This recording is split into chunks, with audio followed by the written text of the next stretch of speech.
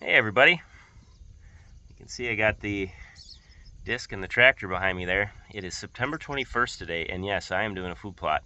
And if you follow my page, you know where I'm at. I am in northwestern Minnesota, kind of actually a little bit more central maybe. But this is exceedingly late for our area as far as putting in a food plot. I mean, we could have frost by now, but we might not have frost for 3 or 4 more weeks. So there are a few reasons why it's happening this late. I'll explain that in the video, but right now I'm gonna get on the tractor and get at it.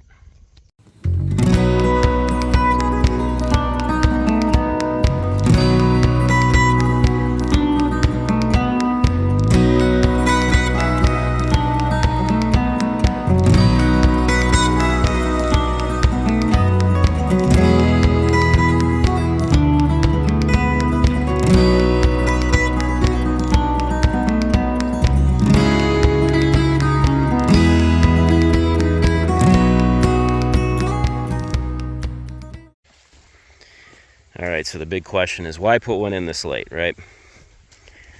Well,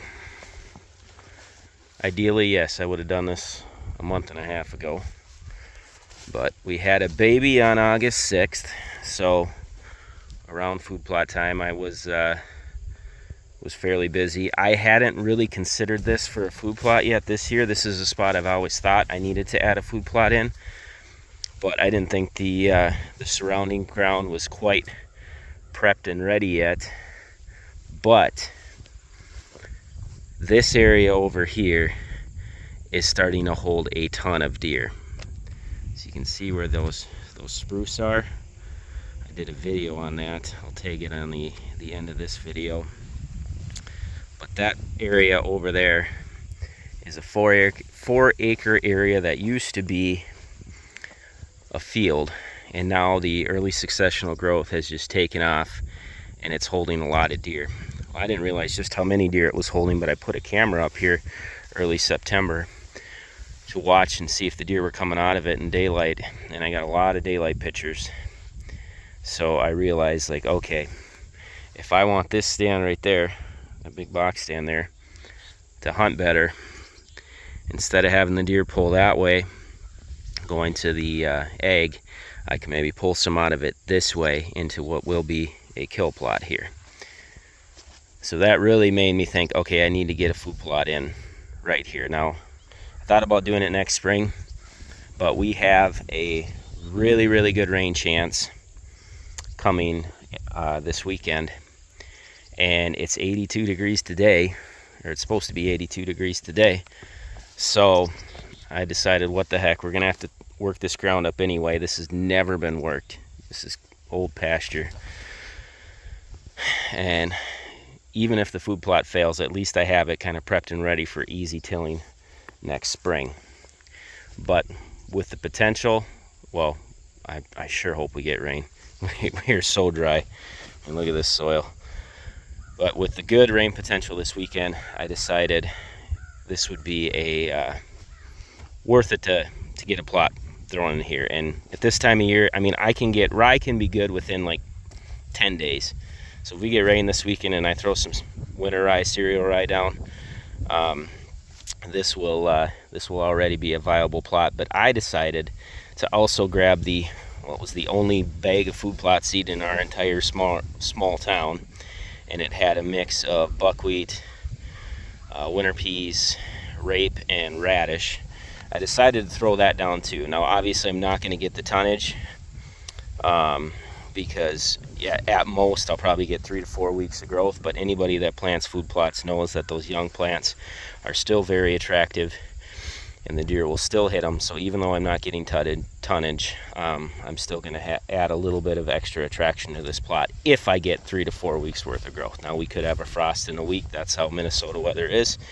Whatever. At the end of the day, I'm putting down $28 worth of food plot seeds. So to me, it's worth the gamble, because the payoff could be fairly substantial, because this is just a very cool little spot. So I'm gonna go grab the seed, throw that down first, and then I'm gonna pack it in. I used to always pack seed then pack, but with some of these bigger seeds, especially like the peas and things like that, I actually like leaving the furrow of the disc and letting the seed kind of fall into those cracks. It gets that seed put in a little bit deeper, and I haven't seemed to have an issue with getting the brassicas to pop. So I'm going to seed it that way, pack it in, and we're going to call it a food plot. Pretty stoked about this. I still can't believe I got this good at disking. I mean, this ground is rock solid, but it does pretty good today, so that's exciting.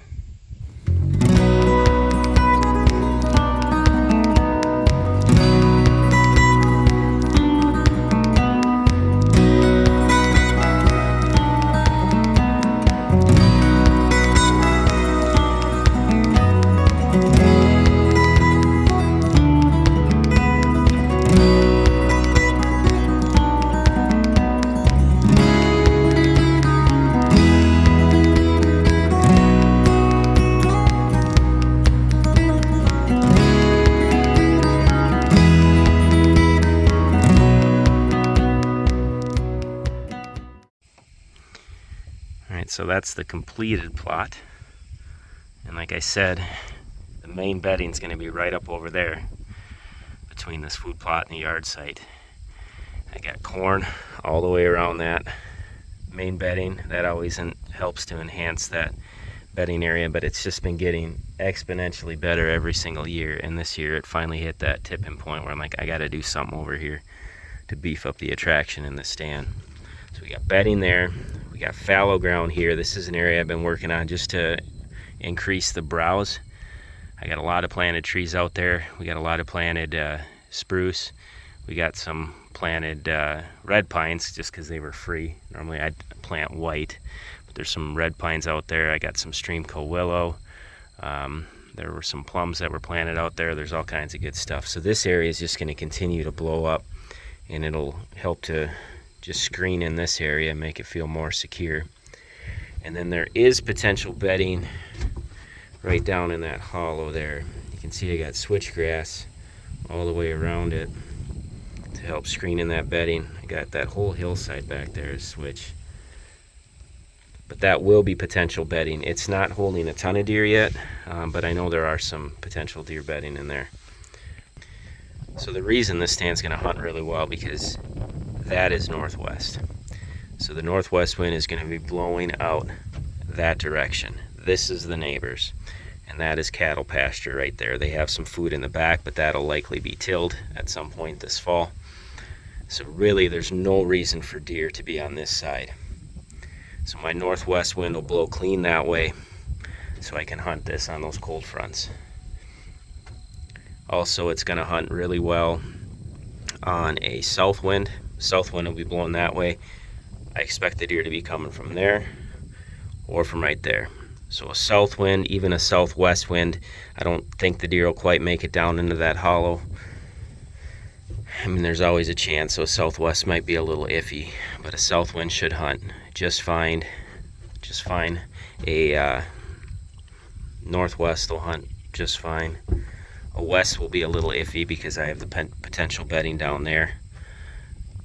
And a northeast wind will hunt really well as well, because that'll be blowing straight that way, and a north wind will hunt good. So lots of good wind directions from this stand, and this area is just going to keep getting better with each passing year.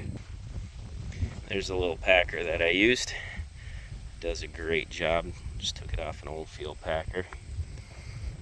And here is the plot. You can see I got lots of nice thatch, which I want. That thatch helps to keep moisture, and I'm trying to get away from deep tillage, so this was really just a light tickling of the soil. I mean, I had to go over it quite a few times with the disc because, like I said, this ground is cement, but I probably only went down an inch or two.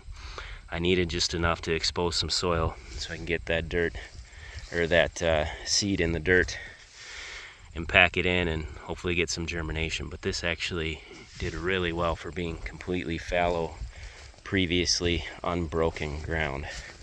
I have a light disc, so I wasn't sure what would happen, but I think this did a pretty good job. And the rye is definitely going to be doing the heavy lifting on this one. I think I put down, geez, I don't even know how much, 50, 60 pounds. So the equivalent of over 100 pounds to the acre. But I knew the rye would be doing the heavy lifting as far as providing the food in this plot. And then I have that other mix that I said I put down. I'm not saying that's the best late mix, but it was full of short-lived annuals with the buckwheat, peas, rape, and radish. It's not going to produce tonnage, but it should help to produce a little bit of attraction. So that's why I threw that down with the rye. But the rye is going to be the main draw on this one, and we'll get back in here next spring and we'll work it up even more. There's some prickly ash here, so I want to get that all broken up. And next fall, this should be a really good plot. Obviously, we're going to have to probably do some work on the soil too, given that we've never planted it. But pretty excited about this one. And then right over there's the bedding, just off the fringes. Yeah, this should be a fun little spot for us. Oh, and one other addition before I cut off the video here. I am going to keep planting spruce around that box blind because it sticks out like a sore thumb right now. I do have some spruce planted off the back of it. I had planted some around it that died. So I'll keep adding those in. And eventually, I mean, it's going to take quite a few years. But once the spruce get up to that height of where we'll be in the box stand, I'll cut them right off, decapitate them, and they'll act as our screen to kind of box in that stand. And in addition, I'm also going to keep working on screening right on the property line here. It was nice that the neighbor left those hybrid popples, so I do got some screening in that regard, but I'd like to get some more spruce going right here. So that's why I even left a few of these to kind of help screen it off and add a little structure to the plot. All right, fun project today. I will actually, you know what, I'll tag the results here in a few weeks to the end of this video. So that's what I'll pan to next. All right, I realized that I never shot a follow-up video to my last minute food plot. So here's my follow-up video today. It's the end of December. Here's how it turned out. All right, as you can see, there's a few sets of tracks out here. What ended up happening is my $22 mix, or whatever I said it was, did come up. Got 2 to 3 weeks worth of growth out of it, which was great. So it was attractive for just a couple of weeks. Then the frost came and neutralized it, so it broke down very, very quickly, but still added some organic matter to the soil, so worth the gamble for just a few bucks, even though it didn't do a whole lot from a food plotting standpoint. But as could be predicted, the cereal rye, you can see it there, still green underneath the snow. The cereal rye came in just fine. That's always your best last minute food plot option. I love overseeding all my plots with cereal rye because it's just a great filler into your plots. And one of the best things about it is we have these high stress winters here in Minnesota, but in the spring, when deer are at their highest stress point, when the snow is melting, this rye starts to get exposed, and as it warms up, it germinates down to, I think, like 35 degrees. So it greens up. It's the first thing to green up in the spring, so you're able to help the deer out when they need it the most. So that's why I like to overseed all my plots, because then I got something growing in the spring right away, and we're helping the deer out when they desperately need it. So biggest reason to get this plot in. Should have got it in sooner, but just life gets busy, so it was very last minute. But I wanted to get this whole thing cleared for this year, and this year we'll do the work to get in here and get it worked up this spring. Probably put in some kind of soil builder mix right away, and then get it ready for a nice fall plot this next following fall. But overall, still glad I did it. Nice to get something growing here for the deer, and we should be able to make this spot really look pretty next hunting season. All right, y'all take care. God bless.